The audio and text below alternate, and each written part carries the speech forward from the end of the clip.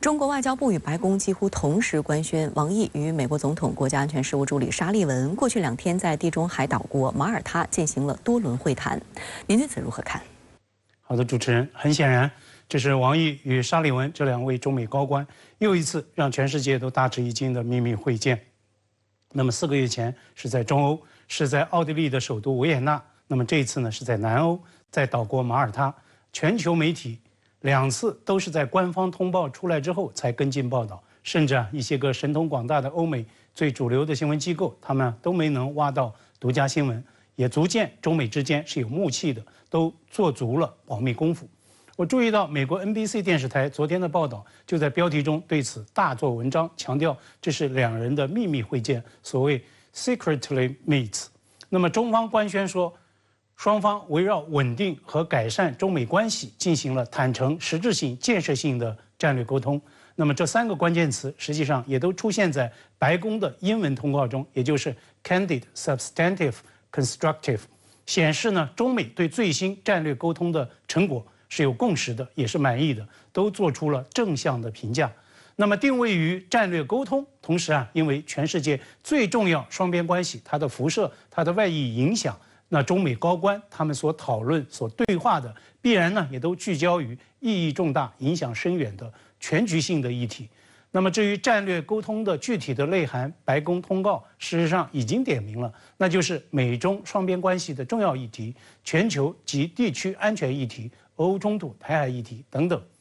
白宫昨天的通告就称说，美国提及维护台海和平稳定的重要性，比上一次维也纳会晤的公告呢，仅仅简单提及商讨了台海议题，可以说往前又进了一步。但是中方的表述没有丝毫的动摇让步。根据外交部的官宣，王毅在战略沟通中再放重话，强调台湾问题是中美关系第1条不可逾越的红线。事实上呢，这也已经成为中美战略沟通中方所反复强调、不断重申的首要立场，也是红线与底线所在。王毅与沙利文已经多次见面了，那么中方哪一不是就台湾问题在严正发声呢？美国外交国安的高官，包括拜登总统本人，他们也对中方涉台湾问题的立场与底线，应该早已经一清二楚了。在全世界最重要双边关系中，台湾问题永远处于中方关切的 C 位，是中国国家利益核心中的核心，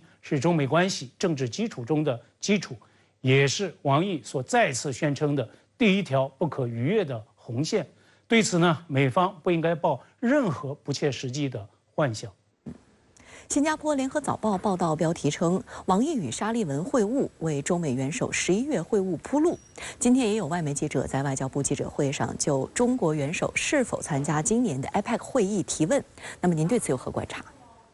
这确实是外界对这次会晤的最大关注。美国彭博社今天的电视评论就指出，当中美高官上周末在马耳他会晤11月可能举行的习拜会，是双方商讨的重点议程之一。我也注意到，外交部发言人毛宁今天虽然没有正面回答彭博社记者的提问，但是呢，他也释放了积极的信号，强调中方重视 APEC 合作机制的作用，将会推动这次在美国旧金山举行的会议取得积极成果。那么外界关注中美元首会晤，是因为在100年未有之大变局下，在世界之变、时代之变、历史之变在加速演进之际，尤其呢需要中美元首会晤的成果能够为双边关系带来确定性与稳定性，能够为地区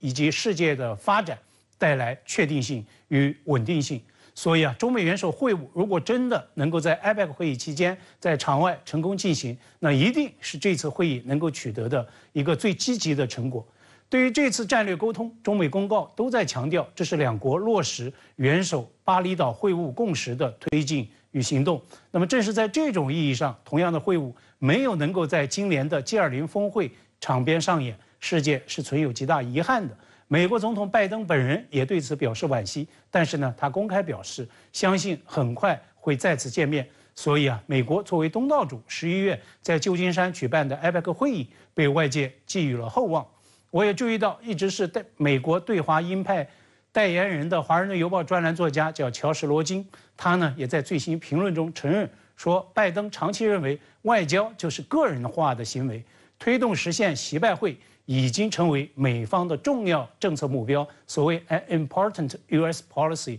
objective。也因此，王毅没有像往年一样出席本周在纽约联合国总部揭幕的联大会议。美媒甚至还在猜测，在担心 APEC 场外会晤会出现变数，因为按照外交常规，现在确实已经进入到紧锣密鼓打前站的时段。我想，这恐怕也是美媒尤其关注王毅何时会应布林肯之邀回访美国的一个原因所在。但是现在看来，马耳他会晤提供了另一个沟通准备的平台。同时也要提醒关注，美国国务院刚刚确认，就在今天，在联大的这个会场外，国务卿布林肯将会和出席联大会议的中国国家副主席韩正会晤。我认为这是又一个值得充分关注并且解读的积极信号。这也是中美继马耳他对话之后持续进行的又一场重要的高层对话。中美双方的表态与互动同样值得我们密切留意。那么就此次马耳他对话还有哪些特别关注呢？王毅和沙利文都过了一个非常忙碌高压的周末，而且在结束马耳他会晤之后，王毅又马不停蹄转飞俄罗斯，参加主持中俄战略对话。那么全方位大国外交的快节奏与高负荷，确实一刻也停不下来。我对照了上一次维也纳密会之后，白宫5月11号发布的通告，那么昨天的最新通告，它的文字表述和它是接近的，但是内容长出了近1倍。这其中多出来的表述，主要是列举美中高层交流在中美元首巴厘岛会晤之后的进展，包括国务卿布林肯、财长耶伦、切赫特斯克里、商务部长雷蒙多的访华行程等等。请注意，这些个高层互动都是在维也纳会晤之后实现的。那么这实际上也在见证有元首的共识来引领以战略对话来驱动的中美高层对话实质性的进展。上次在维也纳，王毅和沙利文谈了2天，当面沟通对话超过8个小时。这一次在马耳他谈得更久，双方2天多轮对话长达12小时，一定谈得更加深入，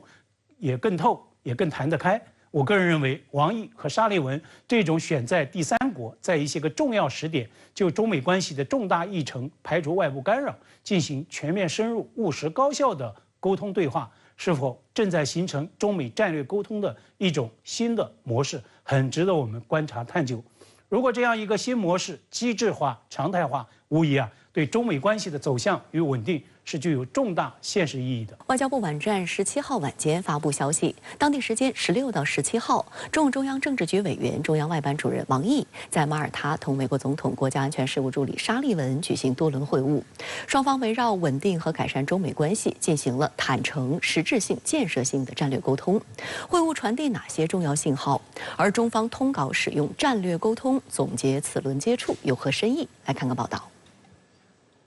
根据外交部官网发布的消息，王毅在会晤中向沙利文强调，台湾问题是中美关系第一条不可逾越的红线，美方必须恪守中美3个联合公报，落实不支持台独的承诺。王毅还指出，中国的发展有着强大内生动力，遵循必然的历史逻辑是阻挡不了的。中国人民正当的发展权利不容剥夺。据参加此次会晤的一名中国外交部高级官员披露，2天时间里，王毅和沙利文就中美关系、亚太局势、乌克兰危机等重要问题进行了多轮讨论，谈话总时长超过12个小时。其中，双方花时间最长的是台湾问题，王毅全面阐述了中方的严正立场。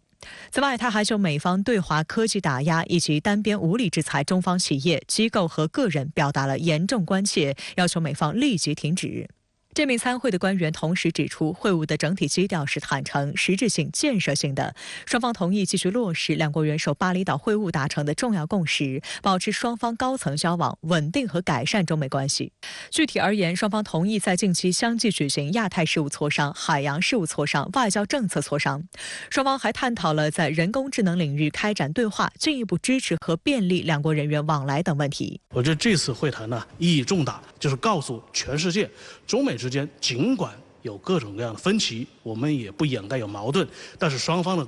沟通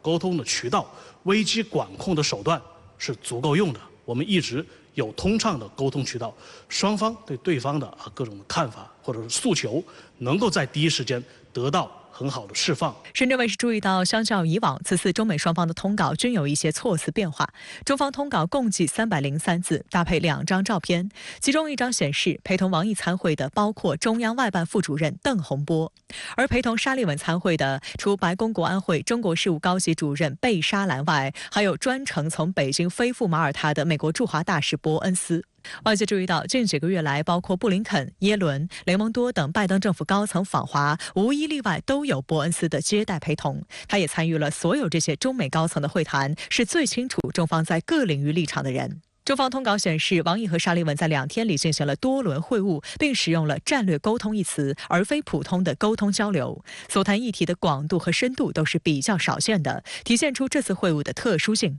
通稿中还使用了2个强调，在涉及中国核心利益和发展权利的议题上，充分展现中方的态度。与中方通稿用词一致，由白宫发布的美方通稿也使用坦诚、实质性、建设性3个词汇来形容此次中美高层会晤。但与今年5月王毅和沙利文在维也纳的会晤相比，此次白宫新闻稿有一些细微变化。当时的白宫新闻稿说，2人会晤是为了负责任管控竞争，而此次新闻稿则改为了负责任管控关系，并没有突出强调竞争。然而，在台湾问题上，此次白宫新闻稿的措辞耐人寻味，称双方讨论中美关系的关键问题、全球和地区安全问题、乌克兰危机以及两岸议题等。美方将两岸议题从中美关键议题中剥离，作为一个单独议题点出。这种切割说明美方并没有把两岸议题提高到中方定义的第一红线的高度，而是明知故犯地把两岸议题作为一个非红线问题列出，值得高度警惕。过去一段时间以来，尽管拜登总统在台湾问题上做出相应的承诺，但是呢，其团队在落实相关承诺上并没有做出这个有益的举动，或者说没有有效的落实这一些承诺，所以使得中方认为美方是在有意的在台湾问题上踩红线。所以我们要一再提起这个问题的严重性，否则中国将采取行动来捍卫自身在台湾问题上的国家主权和领土完整的这个问题。值得注意的是，中美高层这次会晤的地点选在了位于地中海边上的欧洲国家马耳他。观察指出，从历史上来看，马耳他在冷战时代就曾作为美苏两国领导人会晤的地点，因为它和瑞士、奥地利、芬兰、冰岛一样，是国际社会公认的中立国。除了拥有法定的中立地位以及完善的基础设施和会议接待能力外，这些国家风景优美，比较适合举行高规格的会晤。此外，马耳他本身在政治和金融领域的影响力一直远超其领土规模。目前，它是欧洲唯一一个同时属于欧盟、英联邦、申根国和欧元区的国家，与中美两个大国同时保持健康稳定发展的关系。王毅17号在同马耳他总统维拉会见时就指出，两国建交50年来，始终相互尊重、平等相待、相互帮助、共同发展，已成为国与国关系的典范。感谢马耳他为中美战略沟通提供便利。维拉则对中美此次在马耳他举行会晤表示欢迎，并希望两国能为世界带来利好。从地理位置上来说，中国距离马耳他约7700多公里，美国距离马耳他的距离约为9100多公里。上一次王毅与沙利文在维也纳会晤，美国距离奥地利8300多公里，中国距奥地利为7100多公里。在与中美两国距离相若的第三地会面，已经成为中美外交战略沟通的新模式。分析认为，这不仅说明双方对谈话的安排很用心，也能看出中美双方希望避免受到干扰因素，尤其是美国国内不理智声音的影响，从而集中精力务实地在双方合作和管控的领域进行谈话，为双方关系止跌回稳做好铺垫。中美战略沟通之所以出现这样一种新的变化，或者说新的模式的这种倾向我觉得还在于两国关系当前确实面临着严重的困难。而这种困难呢，从目前来说缺乏通过直接的这个或者说相互访问的这样一种方式来实现对话的这样一种足够的氛围，这实际上也体现出我们未来要克服的这个困难还非常多。深圳卫视注意到，国际舆论高度关注中美高层这次会晤。英国卫报称，这是王毅和沙利文在4个月内的第2次面对面会谈。与上次维也纳会晤相同，两人是突然进行了未公开的会谈。不同的是，上一次的氛围更为紧张，当时受气球事件的影响，华盛顿和北京的关系进一步收紧，会晤更像是中美高层之间试探性的和解。美国《纽约时报》则指出，这次会晤前，拜登一直努力推动美方高级官员与北京的同行进行高层外交，先后派出国务卿布林肯、财长耶伦、气候变化特使克里、商务部长雷蒙多访华，以在各个领域与中国建立稳定的关系。这次白宫在新闻稿中还专门强调，双方承诺维持这一战略沟通渠道，并在未来几个月内就美中关键领域进行更多高层接触和磋商，似乎带给外界美中关系有所缓和的信号。The Biden administration is clearly trying to cool these tensions that we have with China, sending National Security Advisor Jake Sullivan over to have 2 full days of meetings with China's foreign minister. 有美国学者向彭博社分析，沙利文此次马耳他之行意在实现中美更高层级的会晤。对此，彭博社记者在18号的中国外交部例行记者会上进行提问。Can you tell us if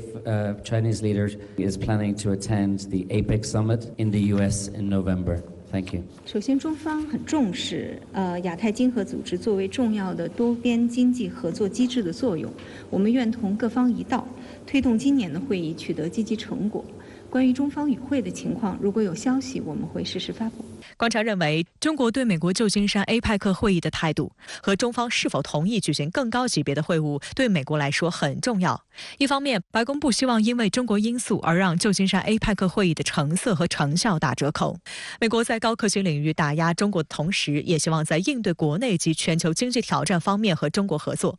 另一方面，明年拜登将力求连任，两党党争可能进一步撕裂中美关系。今年下半年是拜登稳住对华关系的关键期，双方保持有效的外交接触与磋商至关重要，有助于提前为双边关系安置减震器。稳定与中国之间的关系实际上也符合美国的利益，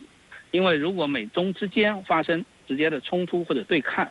显然会不利于明年整个大选季的这种稳定。所以拜登确实他是有打着自己的算盘的，他希望通过这样一种多边的场合通过这样一种中美之间的更多更频繁的高层对话，从而能够满足他国内的政治议程。好的，谢谢管先生跟我们共同在线分享您的观点，谢谢。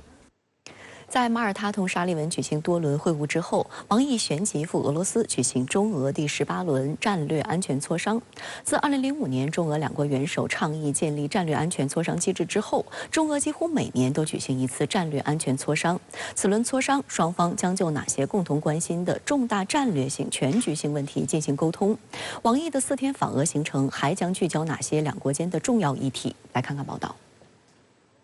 外交部发言人毛宁18号宣布，应俄罗斯联邦安全会议秘书帕特鲁舍夫邀请，中共中央政治局委员、中央外办主任王毅将于9月18号至21号赴俄举行中俄第18轮战略安全磋商。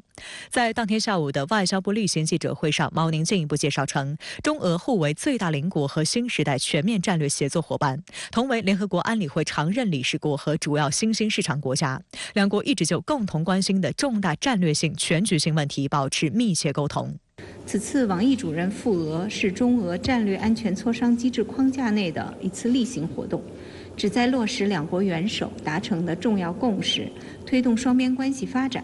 并就涉及两国战略安全利益的重要议题进行深入沟通。2005年，中俄两国元首倡议建立中俄战略安全磋商机制，并在该机制框架内讨论涉及中俄国家安全的重大问题。自首年举行了2轮磋商后，随后原则上每年举行一次，一般在年底或年初举行。2020的磋商因新冠疫情影响而暂停。此后，2021年的第16轮磋商以及2022年的第17轮磋商分别在俄罗斯莫斯科和中国福建举行。随着中俄关系越来越密切，两国在该机制下商讨的议题也逐渐拓展且深入，包括对全球战略稳定、地区和平发展、国际多边会议举办等重大议题进行对表，并多次就热点及彼此核心利益和重大关切进行战略协调。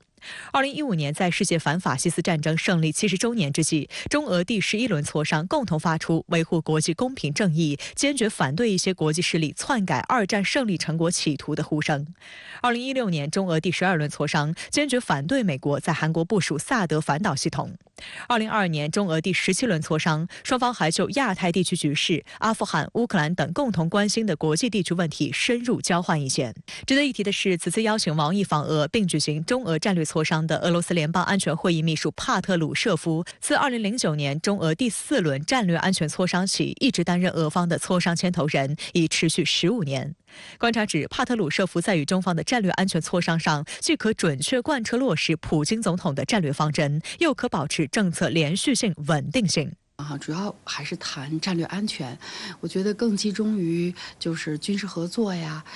地区局势呀，还有在国际舞台上的一些战略协作，它可以统筹中俄战略协作伙伴关系的全方位的合作上的一个会谈。它比这个外交会谈呢更加复杂一些，涉及到的方向呢更加全面一些。俄罗斯外交部发言人扎哈罗娃此前曾透露，王毅此前还将同俄外长拉夫罗夫举行会谈，双方计划讨论广泛的双边合作问题，包括最高级别和高级别接触。Планируется обсудить широкий перечень вопросов двустороннего сотрудничества, включая контакты на высшем и высоком уровнях. Будет уделено внимание тематике укрепления взаимодействия на международной арене с акцентом на совместную работу в ООН, БРИКС, ШОС, естественно, Группа 20, АТЭС и других механизмах и форумах. И состоится также обстоятельный обмен мнениями по вопросу украинского урегулирования, а также обеспечения стабильности и безопасности ВТР.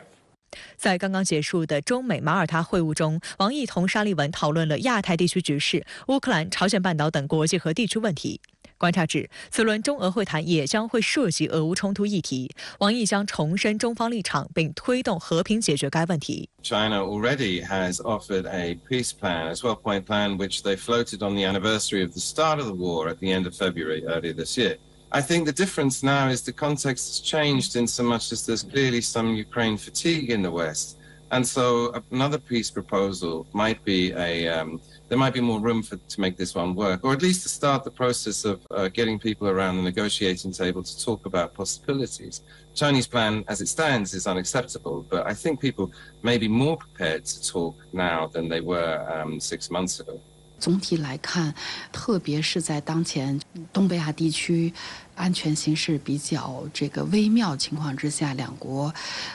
外长进行这个对表，进行深入的交换意见，对于两国关系的这个稳定发展，对于地区的这种和平稳定发展都有非常重要的意义。深圳卫视注意到，多家外媒都预计中俄将在王毅为期4天的访问期间加深政治互信。路透社就预测，此前普京本人曾表达访华意愿，此次王毅访俄很有可能与俄方商讨相关议题。而在今年3月底，国家主席习近平对俄进行国事访问前，王毅就提前到访莫斯科，并与俄总统普京、外长拉夫罗夫会面。值得一提的是，中俄高层近期交往密切。就在上周，普京还在俄远东城市弗拉迪沃斯托克会见出席东方经济论坛的中共中央政治局委员、中国国务院副总理张国清。双方就深化互利合作、加强区域发展战略协调对接、将远东开发成为俄中两国合作新的增长点等议题深入交谈。会见时，普京就直言，在俄中双方的共同努力下，两国关系进入历史最好时期。俄方对双边关系以及各领域合作发展前景充满信心。分析指，这充分体现了中俄全面战略协作伙伴关系的广度和深度。我当时呢也是在这个东方经济论坛参加活动，那么我呢也聆听了普京总统在论坛上全会的发言，他其中呢特别谈到了与中国的这个关系。我觉得将来呢，就是下一步中俄之间的经贸合作呢还会提质升级。我们所提到的到2024年中俄贸易额达到2000亿美元这个目标，我想今年2023年底就会实现。那么未来加强合作的这个着力点呢，我觉得恰恰是在俄罗斯远东。远东地区需要这个与中国合作的方面很多，有能源合作，有交通运输合作、电力合作，农业合作，还有就是这个金融合作。据朝中社9月18号报道，朝鲜劳动党总书记金正恩圆满结束对俄罗斯联邦的正式友好访问，已于9月17号从弗拉迪沃斯托克启程返回朝鲜。梳理6天的访俄行程，金正恩都走访了哪些地点，参观了哪些装备设施，又与俄方领导人进行了怎样的沟通？对于朝俄此次颇为热络的互动，韩方又有着怎样的反应和动作？来看看报道。朝中社18号在报道中称，金正恩对访俄期间普京总统、当地政府和人民的热情款待表示由衷的感谢，并祝愿俄罗斯繁荣昌盛。同时，朝中社指出，金正恩对俄罗斯的访问在加强朝俄睦邻友好关系史上开启了新的转折点和发展的新篇章，并将永载史册。另据俄罗斯卫星通讯社消息，俄罗斯自然资源部部长科兹洛夫表示，俄罗斯朝鲜政府间委员会会议将于11月在平壤举行。观察指出，朝俄之间下一步将会进行怎样的实质合作，将是届时的关注焦点。目前来看，这种合作可能主要包括，比如说，人员交流，一个是俄罗斯人去朝鲜旅游这一块，其实旅游这一块不在联合国制裁范围之内。同时可以给朝鲜带来不菲的外汇收入这是一方面。然后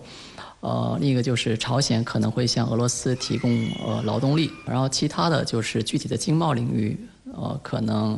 俄罗斯会这个加大力度向朝鲜提供能源、粮食这些朝鲜急需的东西。武器装备这一块，因为涉及到这个对朝联合国的对朝制裁也好，还有西方国家对俄制裁，两方面都涉及，所以可能即便两国实质上实现某种军事领域的合作，但是也不会摆上台面，公开化的可能性比较低。深圳卫视记者注意到，此行是金正恩自2019年以来首次访问俄罗斯。9月10号，金正恩乘坐专列从平壤启程赴俄。9月12号抵达滨海边疆区，在哈桑站受到俄方官员的热烈迎接。13号，金正恩同普京举行会谈，此后参访了俄罗斯远东的军工厂和部队。据统计，金正恩此行共耗19天，在俄罗斯逗留6天，是其执政以来最长的一次外访。外界注意到，金正恩此行走访了一些俄罗斯的军工企业，参观了不少俄罗斯先进的武器装备。俄媒甚至称，俄罗斯向朝鲜最高领导人金正恩展了没有向其他任何外国领导人展示的武器和技术装备。13号，金正恩在东方航天发射场与俄罗斯总统普京会晤，并在普京的陪同下参观了联盟2号运载火箭发射装置，以及俄航天局正在重点建设、即将完工的安加拉系列运载火箭发射装置。俄罗斯媒体指出，参观过程中，金正恩向普京询问了大量的细节问题，对火箭工程表现出极大兴趣。15号，金正恩在阿穆尔河畔共青城参观了加加林飞机制造厂的工程中心和生产车间。在战斗机装配现场，金正恩登上苏57隐身战机，听取了对第5代战机技术性能和飞行性能的详细介绍。此外，他还观看了苏35战机的试飞，并与试飞员以苏35战斗机为背景合影留念。16号，金正恩抵达弗拉迪沃斯托克，在俄罗斯国防部长绍伊古的陪同下，参观了俄罗斯空天军的图160、图95MS 和图22M3等3款战略轰炸机，以及苏34超音速战斗轰炸机、苏25SM3攻击机和苏30SM、苏35S战机等。俄媒报道称，参观期间，朝鲜代表团对匕首高超音速导弹系统产生了很大兴趣。该系统由米格31战机、高超音速导弹匕首及其控制系统组成。俄方介绍称，匕首导弹在实战条件下已经证明了其有效性，表现出极高的战斗力。在随后访问俄太平洋舰队期间，金正恩与绍伊古登上了沙波什尼科夫元帅号护卫舰。俄方还展示了舰上的天王星反舰导弹、口径巡航导弹以及100毫米 A190自动火炮系统。俄罗斯论据事实周报17号称，俄海军总司令尼古拉叶夫梅诺夫向金正恩介绍了该护卫舰经过升级改造后，配备先进海基导弹和火炮武器的特点。为什么俄海军向金正恩展示了这艘改造后的护卫舰，而不是太平洋舰队旗舰瓦良格号巡洋舰或其他舰只？报道称，沙波什尼科夫元帅号原属于苏联时期建造的无畏级反潜驱逐舰，排水量达7500吨。苏联解体后，这些大型驱逐舰由于保养复杂、维护成本高，相继陷入困境，不少同型舰陆续退役。而沙波什尼科夫元帅号则开始了长达数年的深度现代化改造，更换了40%以上的船体结构和80%的主要电缆线路，最终在2020年重新服役，成为俄太平洋舰队中最现代化的舰艇。另据俄新社报道，在17号离开俄罗斯之前，金正恩还参观了滨海边疆区为对乌特别军事行动制造产品的工厂。滨海边疆区领导人奥列格·科热米亚科向金正恩赠送了一件防弹衣和6架无人机。报道称，其中5架穿越机配备了交互式眼镜控制系统，还有1架是天竺葵25型无人侦察机。韩国外交部18号警告称，俄罗斯在朝鲜最高领导人金正恩访俄期间向其赠送无人机，很可能违反禁止与朝鲜进行武器交易、禁止向朝鲜直接或间接出口所有工业器械类及运输工具的联合国安理会对朝制裁决议。韩国外交部一名官员当天表示，所有联合国成员国有义务严格执行安理会涉朝制裁决议，并称韩方对公然违反安理会决议且严重威胁韩国国安的行为提出严正警告，将与美国等友邦加强合作，采取应对措施。韩国统一部当天也透过发言人表示，将密切注视朝鲜国务委员会委员长金正恩访问俄罗斯后朝俄两国合作动向。对于岛内2024选举，中国国民党参选人侯友宜在赴美期间提出的内涵为贺阻对话缓解3D 战略，您作何解读？俗话说，货比三家，没有比较就没有伤害。要准确理解侯友宜提出的这个3个所谓的3D 战略的真正内涵，我们还是得把它跟马英九时期国民党提出的两岸政策，或者说是台海战略，来做一个认真的比较。首先，我们知道，马英九执政时期在两岸与台海问题上，提出了一个著名的3不政策，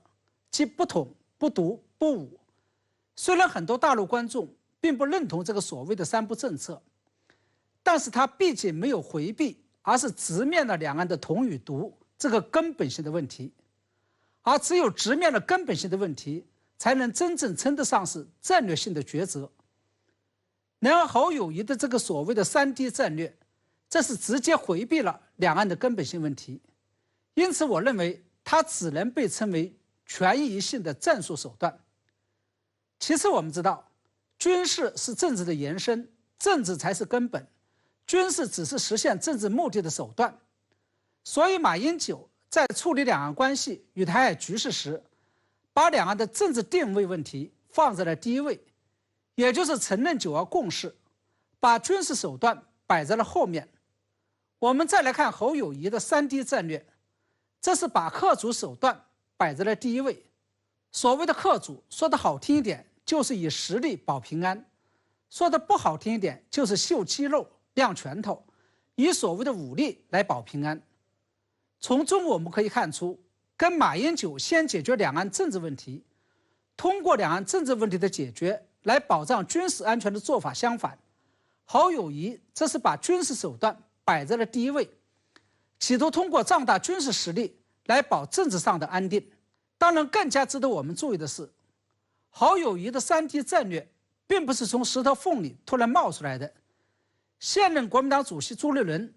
曾经提出过一个以防务加对话为内涵的2D 战略，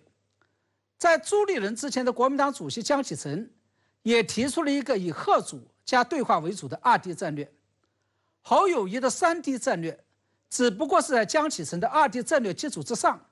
加了一个 D， 即缓解。从中我们可以看出，从江启臣到朱立伦再到侯友宜，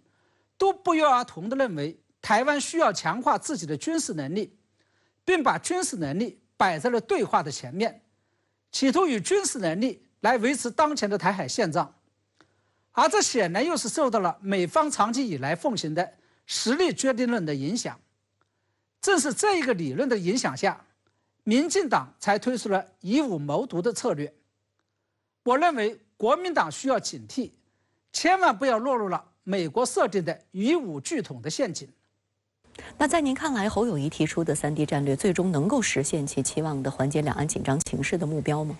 实事求是来讲，我认为侯友宜提出的所谓3D 战略，不仅难以缓解两岸关系与台海紧张局势，而且肯定会适得其反。首先，我想问一问国民党与侯友宜的是，所谓的贺阻战术，也就是通过秀肌肉与亮拳头来保平安、维持现状的战术，是要建立在一个基本的前提之上的，也就是你的军事实力必须要强于大陆，或者至少要跟大陆旗鼓相当，才能够起到所谓的贺阻作用。然而现实情况却是，过去70多年以来，大陆的军事实力不仅逐渐反超台湾，而且台湾跟大陆的差距还在越拉越大。在这种情况下，台湾对大陆实施的贺阻战术跟蚂蚁向大象秀肌肉、亮拳头有什么区别？我想也正是因为这个原因，过去这些年来，蔡英文当局才会试图紧抱境外势力的大腿，企图通过美日等国家的力量来起到所谓的吓阻作用。而这显然不符合侯友宜早前提出的不做大国棋子的政策。其次，过去这些年来，在民进党企图以武谋独、以武拒统的时候，大陆绝不承诺放弃使用武力，实际上也是在谋求以武压独。在这种情况下，以武谋独、以武拒统，就势必会跟以武压独杠上了，针尖就肯定会对上麦芒。而且民进党越是想要壮大军事实力，以及拉拢境外势力介入台海局势，企图以武谋独、以武拒统，大陆就更加不会退缩，而是会针锋相对的加大以武压独的力量。试问，这样一种状态下，两岸关系与台海局势的紧张程度是会升高还是会缓解？过去这些年来，两岸关系走向恶化，台海局势走向紧张，甚至走到了有可能爆发冲突的边缘，不就是这样形成的吗？中国有个成语叫做扬汤止沸，当你在下面不停地烧火的时候，两岸关系与台海局势还能够缓和得下来吗？当然我们也能够理解，侯友宜这次赴美的主要目的就是为了打消美国的疑侯论，并寻求美国的支持，以赢得接下来的2024选举。在这种情况下，侯友宜发表的一些亲美言论是可以理解的，但是国民党与侯友宜在赢得美国信任的同时，也要注意把握好分寸与平衡，不能因此而增加了大陆的疑虑，尤其是不能动摇两岸和国共两党合作的政治基础，否则的话，未来两岸关系将难以预测。侯友宜想要塑造的可预测的政治人物的这样一个目标，也将难以实现。中国国民党2024年台湾地区领导人参选人侯友宜一行抵达华盛顿，展开为期3天的行程。连日来，侯友宜的两岸政策备受关注。他在美国外交事务杂志刊文提出了所谓3D 策略，强调自己要扮演风险降低者的角色。侯友宜一行结束纽约、新泽西州参访后，于当地时间17号下午抵达华盛顿，预计停留3天。侯友宜在华盛顿的首站选择前往位于中国城的美金中华会馆。该馆成立于1951年，其主要宗旨就是发扬孙中山精神。侯友宜在致辞中表示，看到许多同胞在海外担任要职，显见中华文化与民族是多元且包容、兼容并蓄，让大家团结在一起。侯友宜还表示，这次代表中国国民党参选2024台湾地区领导人选举，就是要担负起两岸和平的责任。如果未来的台湾地区领导人没有处理好两岸议题，没有稳住台海安定力量，会对区域和平带来很大伤害。美国对此也不乐见。值得注意的是，美国在台协会主席罗森伯格也到场欢迎并简短致辞。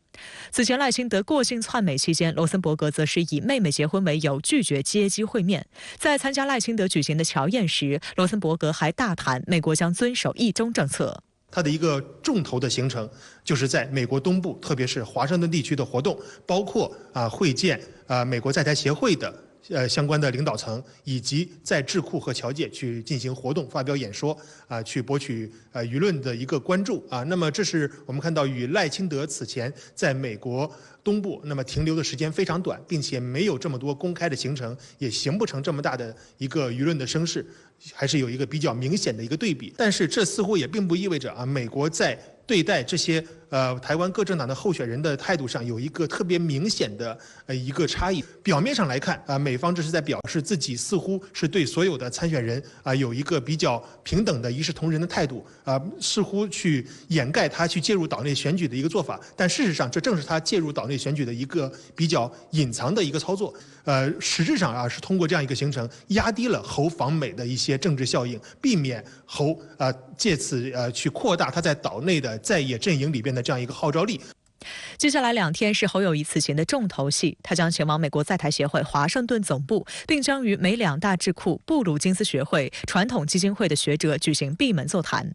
外界注意到，在赴美期间，侯友宜已多次就台海议题发声。他在美国外交事务杂志刊文，提出了所谓3D 策略，分别指吓阻、对话、缓解，旨在用交流增进理解，用实力确保和平。更重要的是，要扮演和平促进者、风险降低者，双管齐下，让台海稳定、台湾安全。